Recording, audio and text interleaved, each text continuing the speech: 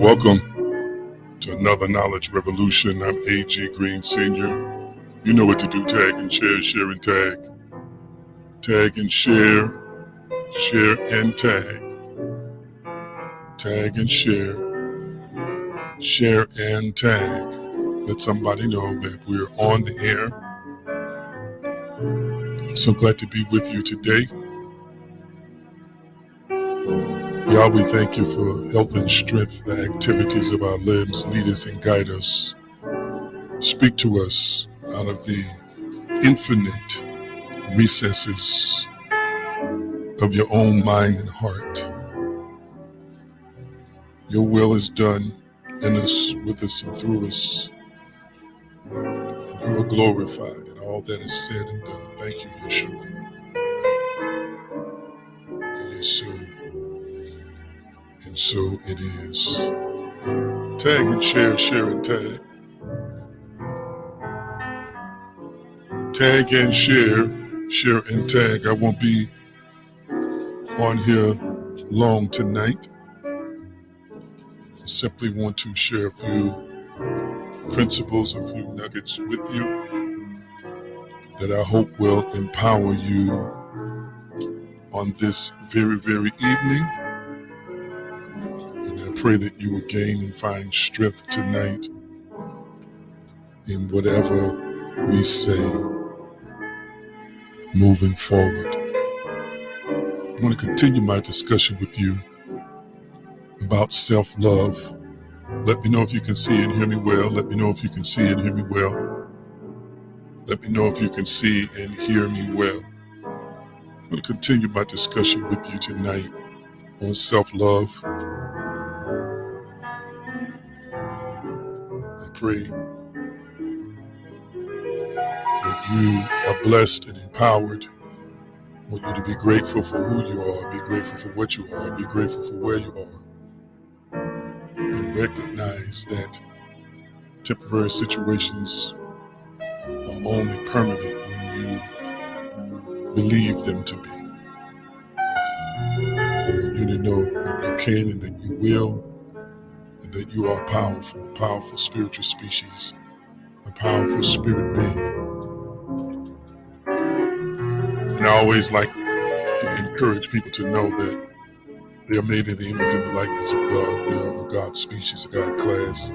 You have the divine DNA of God active and activated in you. As a result of this divine DNA, you are really powerful.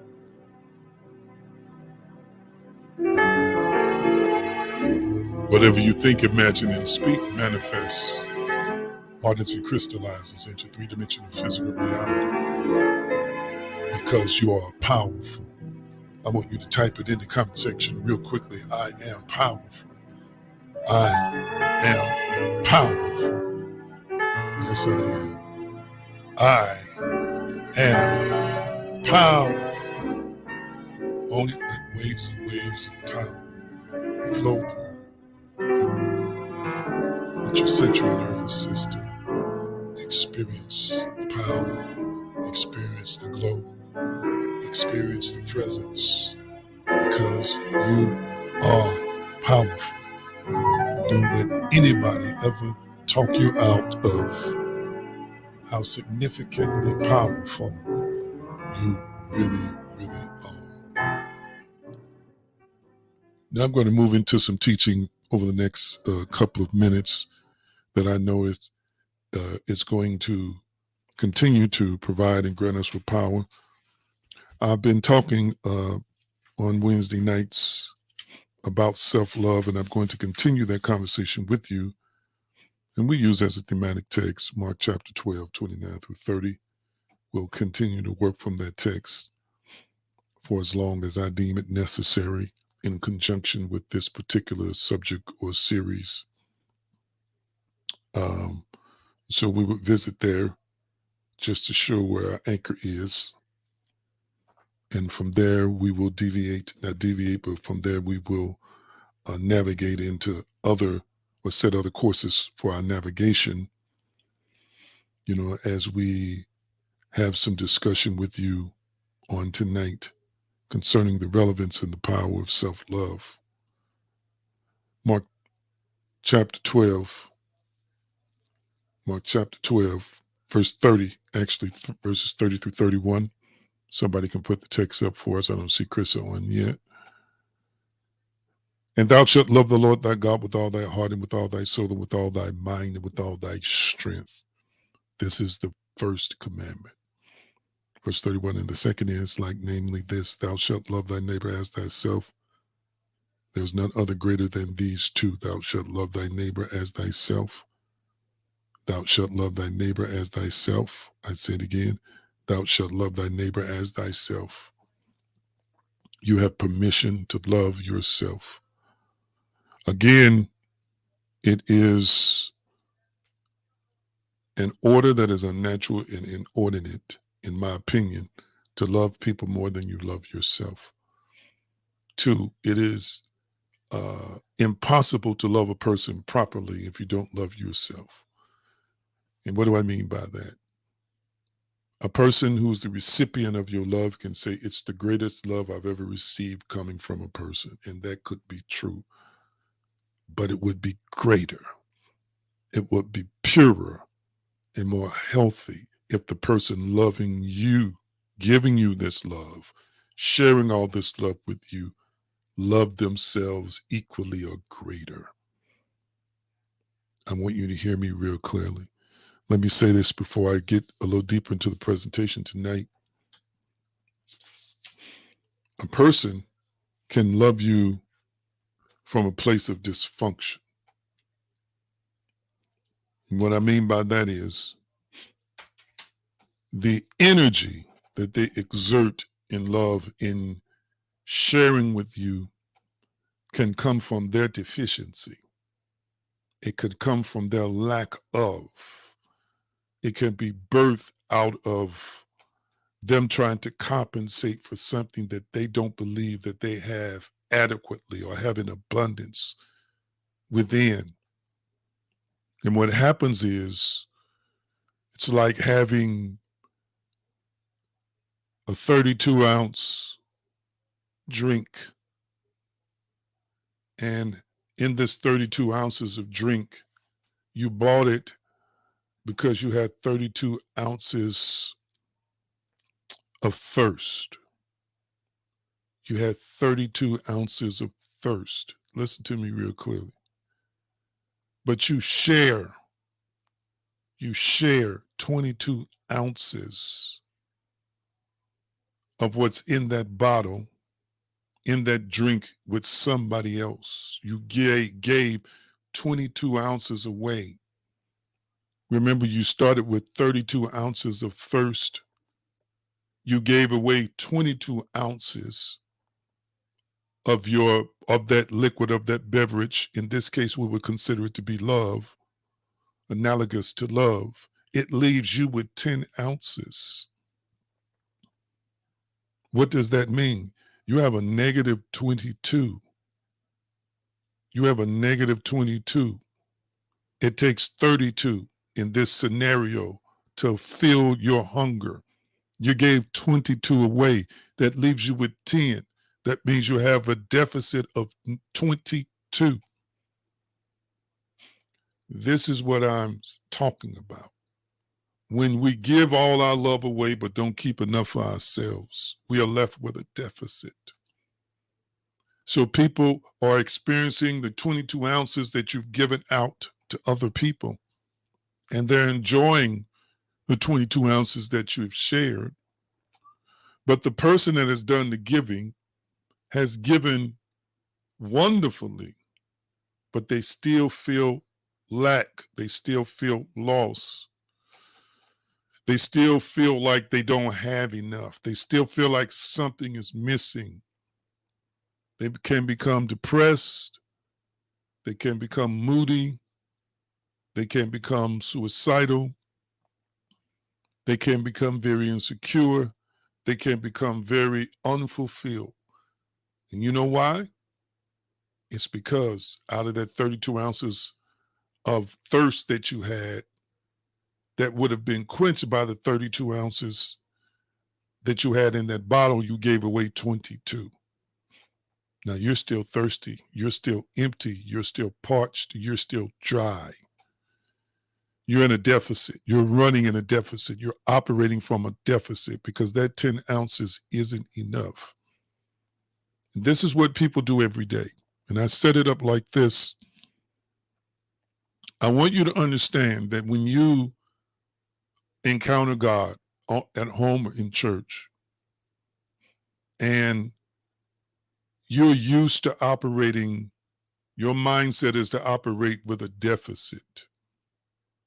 I want you to understand that when it's poured into you to fill you back up to 32 ounces, it is a natural thing for you to give it away and still be back down to 10 ounces. So that's why people could have encounters with God and days later, they're back down to 10 ounces because your mindset is as such. Your mental construct has been created to always give, but not retain enough for minimal level functions. Let's change the analogy. Your car or your vehicle, if it's gasoline related, requires fuel. If you go below the minimum threshold of fuel, you will run out of gas every time. If you keep depleting your fuel levels, you will run out of gas. If you never refill, you will run out of gas. If you keep giving gas away, you'll find yourself riding on E while other people will have their tanks filled.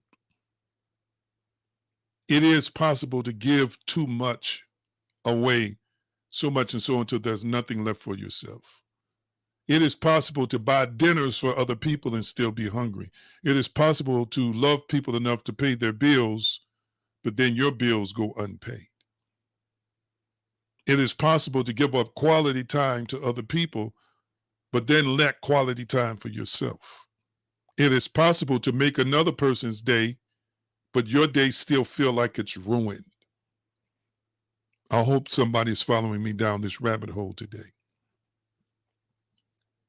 So no matter how you love your God, if you don't retain enough of that love to operate from in your own personal life, that love is useful for other people. That love is useful momentarily.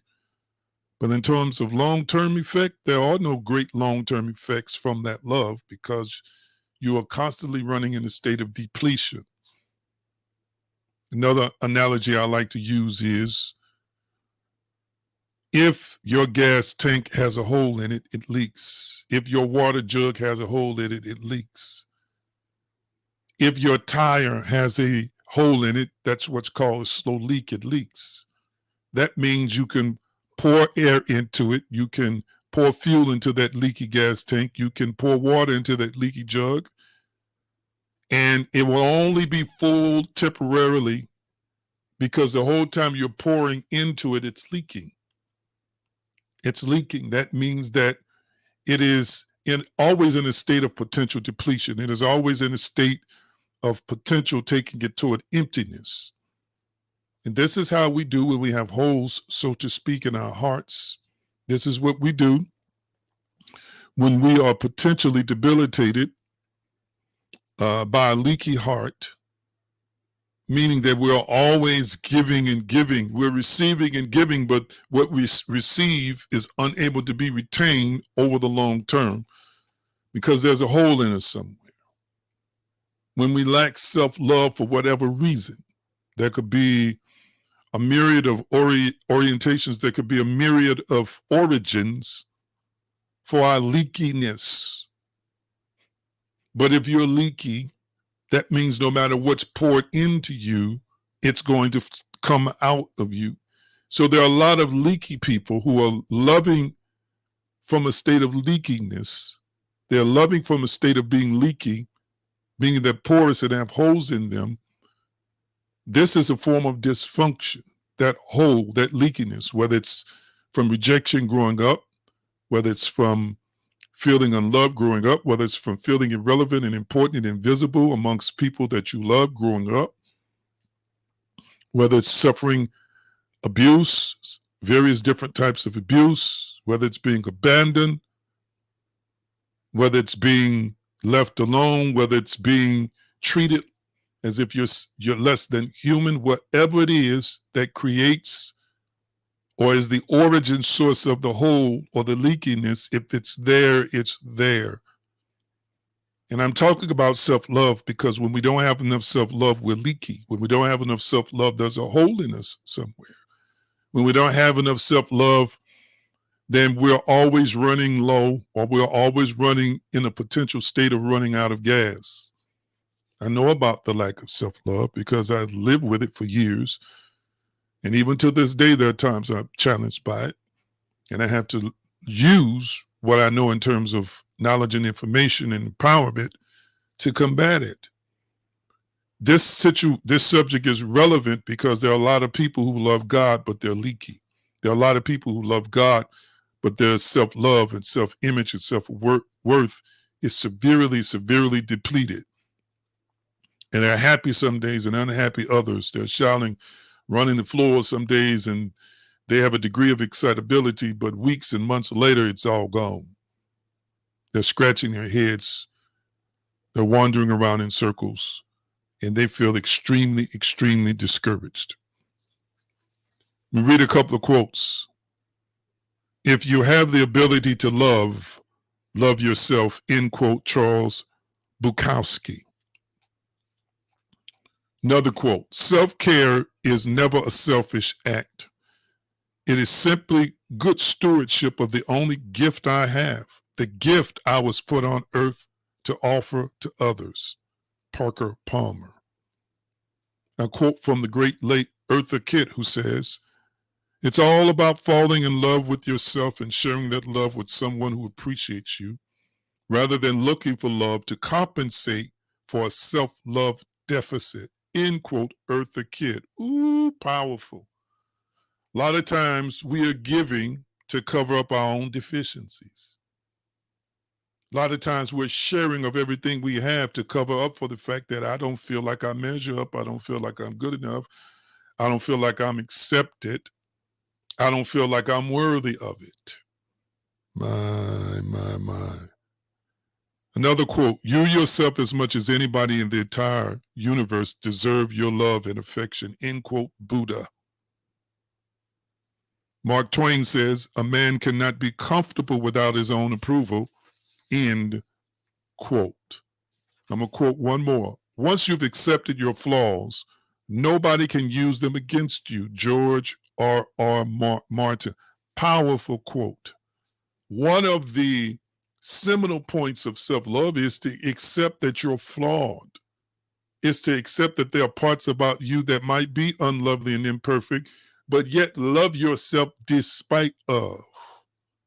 those imperfections and flaws. I find that it is borderline insanity to love other people despite their flaws, but not love yourself despite your own flaws. Where is the godliness in that? Where is the reasonableness in that? You cannot operate, I mince my words, or confuse them, operate at an optimal level by constantly and consistently sending out love, but not retaining a healthy portion for yourself to operate from. I'm gonna go through more of these steps and stages that I started a month or so ago and bring you up to speed. And we might look at a few more texts because we've covered several texts. We spent a lot of time in 1 Corinthians chapter 13, looking at verses 4 through 8, along with a multiplicity of other texts. I kind of want to go through some of these points, these 20 ways mentioned by Amber Murphy to start loving yourself again. I want to cover some of those. Number one, let go of all your regrets and past mistakes. Okay. Somebody type it in the comment section for me real quickly. Okay. One text comes to mind: forgetting those things which are behind and reaching forward to those things which are before. I press toward the mark of the prize of the high calling of God in Christ Jesus. Let go of all your regrets and past mistakes.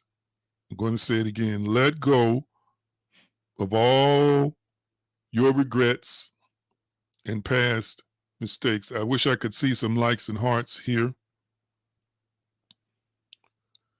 Now, I want to say this. It's up on your screen, right? Can you see it? Let me go and see if there's some comments here. Yes, thank you for that. That number one.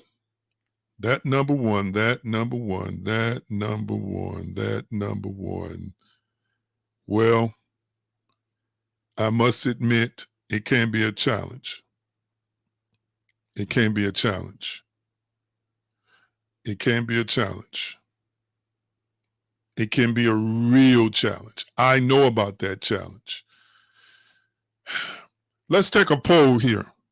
Let's take a poll here. Let's take a poll here. Let's take a poll here. Is there anybody who has had problems in your, you might have problems today, and you still have had, or you've had challenges in the past of doing number one, let go of all your regrets and past mistakes. I want you to be honest and type it in the comment section. If you have had problems, type me. Now you're getting ready to notice that I'm the first one to type me there. I'm the first one to type me. If you've had problems of letting go of all your regrets and past mistakes, type that in the comment section. Just type me if that fits you. Real quickly, I'm going to see who's going to be honest besides me. I'm going to see if I got some honest folk here. You've had problems letting go of past mistakes. I can quote a scripture, I already did, Philippians 4:13 and 14, but right now I want to see who's going to be honest enough, because that is a challenge for most of us. Regret. I'll be on probably another 20 minutes and I'll get off. Thank you for your honesty. Regret. Listen, let me tell you something. Woo. Most people, and I'm going to be honest, I don't really connect with people who say I have no regrets. I'm a person who doesn't have regrets. I don't really connect with you at all. I understand your philosophy, but I don't really connect with you because I have regrets. And sometimes it is those regrets that motivate us to make better decisions so we will never regret certain things again. But How many of y'all would like to have some decisions, have an opportunity, to make a decision again? How many of y'all would like to have the opportunity to take some things back? How many of y'all would like to have an opportunity to change some things? You got this opportunity today. I'm just saying that, some decisions you made recently, some decisions you made 5 years ago, 10 years ago, 15 years ago, 7 years ago, 8 years ago, 30 years ago, 40 years ago, however long it was. Yes, a lot of us would. We would love to be able to go back, as we say, in time and change some decisions we made. We wouldn't have chose that person as a lover. We wouldn't have went to that school. We wouldn't have taken that job. We wouldn't have taken off that day we took off, whatever it is. We regret that we ever made that decision. Well, an act of self-love is you got to let go of your regret and past mistakes. We say it's easier said than done because to some extent that's true, although if we major on making it easier, it can happen for us where we can let go. And I'm sharing with you, family, that self-love is predicated upon us being able to forget or lose out of our minds, those things which are behind. The word forgetting in Philippians 4:13, it does mean to forget. It means neglecting, no longer caring for, meaning that I'm going to neglect that thought. I'm no longer going to care for that thought. It also means to lose out of mind, which has the implication of neglect. That neglect is not of a person. That neglect is of a thought, an image, or a belief. So if we're going to let go, we're going to neglect the attention that we're paying to the thought, or that we're focusing on the thought. Let me explain that, and I'm going to take maybe another 16 minutes, and then I'm going to shut it down tonight so I can be brief. Whew. I want you to type it in the comment section, hurt. Type hurt in the comment section. Type hurt, the word hurt in the comment section. Type that real quickly. There's something that is hurting you sometimes when you have regret, hurt. So the thing that hurts you is the thing you're paying attention to. Okay? Remember, wherever your thoughts flow, energy goes. Wherever your thoughts flow, energy goes. So that means when I'm paying attention to something, my thoughts are there, my energy is there. And if my energy is there, then that means that I am giving it attention. I'm giving it energy. I'm giving it emotional energy. I'm giving it intellectual energy. I'm giving it cognitive energy. My light is shining on that hurt. That means I'm not forgetting, which means in the Greek to neglect or to lose out of mind. What it simply means is that I am focused and aiming energy and empowering the hurt that I'm focused on. Ooh, somebody needs to let that resonate for a few minutes. Let that resonate. Let that marinate. Let it marinate and let it resonate. So if it's a person, and everybody has lived this, and you have regret from that hurt, then that means you are constantly sending energy to it. You're giving it life. You are allowing your thoughts, you're allowing your creative power, you allow the power that you are to flow toward the thing that you regret, which in this case is hurt. It's hurt. And you haven't let go of it. That means you're holding on to it. See this cup I have? If I haven't let go, what does that mean? I'm holding on to it. If I'm holding on to it, what does that mean? I'm using the energy of my body to hold on to this cup. I'm using my motor skills. I'm using my cognitive faculties. I'm using my motor skills. I am devoting a certain amount of energy to the cup that I'm holding on to. That means it has my attention. I am not neglecting it. I am caring for it. I am attending to it. All right? So I'm going to put number one back on the screen for folks who just came in so you can see. So I'm holding on to the cup. That means I'm not letting go of it. And I'm not just holding on to the cup, I'm holding on to whatever contents are in the cup. All right? One of the ways to start loving yourself again is to let go. So I'm going to ask a simple question. See this cup that's in my hand? If I'm holding on to it, have I let go of it?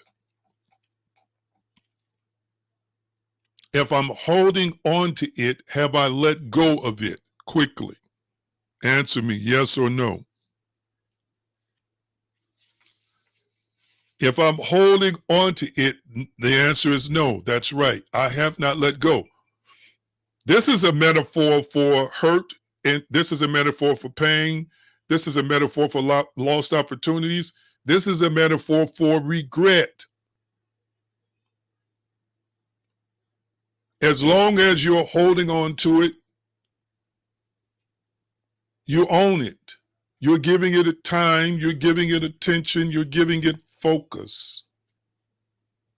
Sometimes the regret, we define ourselves by the regret. Sometimes we diminish ourselves because of the regret. This cup represents regret. Is it possible that you would love yourself more if you weren't constantly holding on to the regret that you're holding yourself accountable for today? The regret that you're holding yourself accountable for today, that you're still holding on to, like I'm holding this cup. Sometimes it's the regret that interferes with our ability to fully embrace ourselves. Well, I would love myself more if I wasn't constantly thinking about the regret from the pain that came from that bad relationship, the pain that came from that rocky relationship with parents, the pain that came from losing the job, the pain that came from dealing with all kinds of abuse, including sexual abuse. Hear me real clearly, family. These things are serious and not to be taken lightly, and they ought to be addressed in such a way that you're not holding on to it. You're not holding on to it. I would not dare trivialize or belittle anything anyone has ever gone through. But at some point in time, if you're going to forget it, which means to lose out of mind, and if you're going to press toward the mark, if you're going to move forward, that means you have to be able to let it go. You have to sit it down, hands free. But when it's in my hand, then I'm focused on it. I'm attentive to it. My energy goes where my thoughts go, my energy flows. I'm giving it time and energy. That's why I feel that emotion from then. That's why I feel that regret from then. That's why I feel that remorse from then. That's why I feel that discouragement from then, because I'm holding on to it like this cup. I got to ask you the question.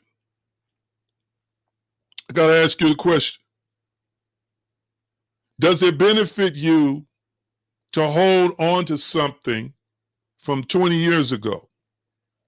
Does it benefit you to hold on to something that happened 20 years ago? Y'all talk back to me, family. How are you benefiting from holding on to regret? That's what I want to know. And don't get me wrong, there are people who getting stuff out of holding on because sometimes this empowers them to feel like they should be mad as hell. I'm not cussing. I'm just saying if they mad, they're holding on because this strengthens their anger. Oh, I got a right to be angry. It's 20 years ago. I got a right to not like people. I got a right to hate. I got a right to regret. I got a right, to not associate. I got a right to not want to be around people. So with some people, they gain power from the regret. But how sensible is that? How sensible is it to be holding on to a slap that happened 20 years ago? How productive is it for you to be still fueled by something that happened 20 years ago? And if you're still fueled by something that happened 20 years ago, what it means to me is that you have not done the inner work to conquer it. You have not done the necessary inner work to master it. You have not put in the time with yourself to overcome it, whether that be prayer, meditation, counseling, being coached, whatever it is. And if you haven't let it go, then you're not going to love yourself purely, because in this cup of regret is a potion that's preventing you from loving you the way God wants you to love yourself. If you keep blaming yourself, then it's going to inhibit the free flow of love from within you for you. And if you keep blaming other people, it's going to inhibit the free flow of love to you, because you are holding them accountable and hostage 10 years later, which means you're holding yourself hostage 10 years later, because you're still defining yourself by the situations that this cup represents. And no matter how many messages you hear preached, as long as you keep holding on to what's in this cup and what's in this cup, the messages will be like a Band-Aid. The messages will be like a good injection. The messages will be a quick high. But when you come down off the high, guess what? You're still holding the cup that represents your regret. I feel this thing now while I'm talking. I'm preaching to you and I'm preaching to me. I'm preaching to me and I'm preaching to you. It takes energy to hold this cup up every day. It takes energy to drink from this same cup of regret and hurt and pain every day. It's exhausting. That's why some folks are tired now. Some of y'all are tired. Let me tell you why you're tired. You're tired because you've been holding this cup. Some of y'all not just holding a cup. You're holding pots and pans. And some of y'all not just holding pots and pans, you're holding gallons. You're holding drums, petroleum-sized drums. You're holding water tower-sized containers. And that's why you're weighted down by regret that you have not let go of yet. And you somehow, some way are able to tie in your present challenges, your present failures. You're tracing them all the way back to moments of regret. And that's why some of the messages haven't reached you deep enough yet to break up the soil, that hard part of your heart that holds on to regret, because you're consumed and driven by the regret. You give it life every day. When you think about it, you remind yourself every day, if I just hadn't done this, if so-and-so just had not done this to me, if this had not happened in my life, I would be further, I wouldn't be in this situation. And then you are basically saying, I'm not giving myself permission to love me fully because of what I regret. Hallelujah. Thank you. Thank you. Thank you. Thank you. So number one today, that's all I was able to get through. Number one today, I'm going to put it back on the screen. Let go of all your regrets and past mistakes. Let go of all your regrets and past mistakes. Forgive yourself. My God. Forgive yourself. I want you to type it in the comment section. I want you to type it in the comment section. I must forgive myself. Come on, type that in the comment section. I must forgive myself.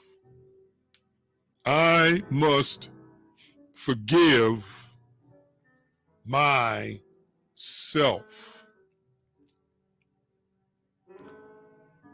So, let me ask you a question. Let me ask you a question. Is there anybody on here who's interested in doing a self-forgiveness exercise? If you are, type the word yes. I'm going to take a poll. I'm going to take a poll. I'm going to take a poll real quickly. Real quickly. You are interested in participating in a self-forgiveness exercise. I got one yes. Can I get another? Can I get two yeses? Can I get another yes? Can I get another yes? Yes, yes, yes, yes. Is there another one over here? Is there another one over there? Who else? This will be done in the privacy of wherever it is you're watching me from. I'm not going to do it tonight. I'm going to give you a homework assignment.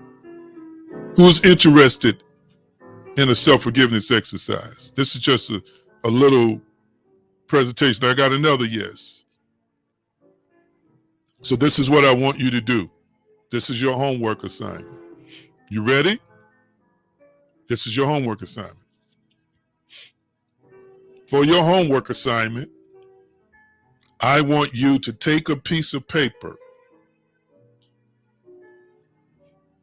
and I want you to write it. I don't want you to type it. I want you to write it. And it might be several pages long.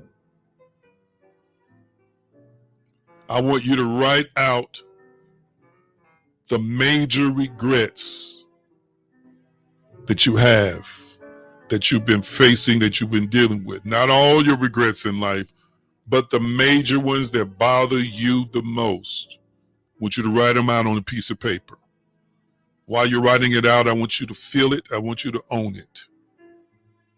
I want you to save that list until we come together again next week.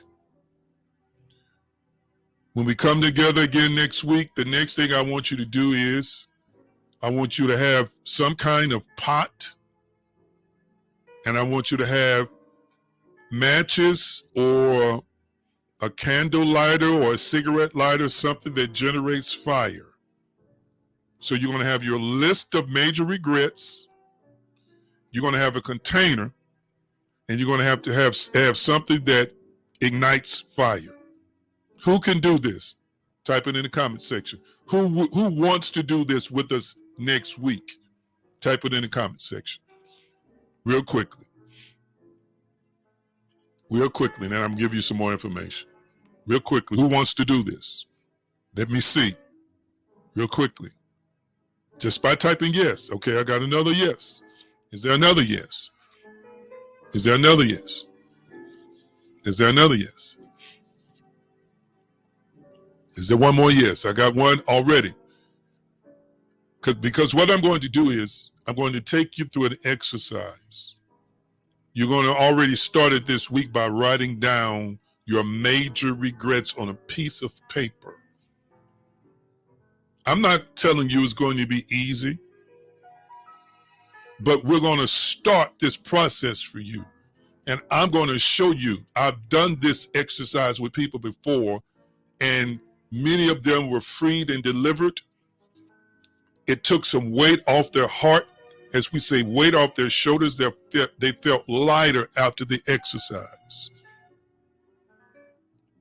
This is what we're going to do next week. Before I get into point 2, point 3, I want to do some things that you can really, really connect with. Because we all struggle, most of us struggle with some form of regret. And we're going to help lighten the load. How does that sound? That sound good to you? Does it sound good to you? So we're practicing letting go. We're practicing letting go. And letting go means you're going to have to forgive yourself. But I'm going to show you how to take that list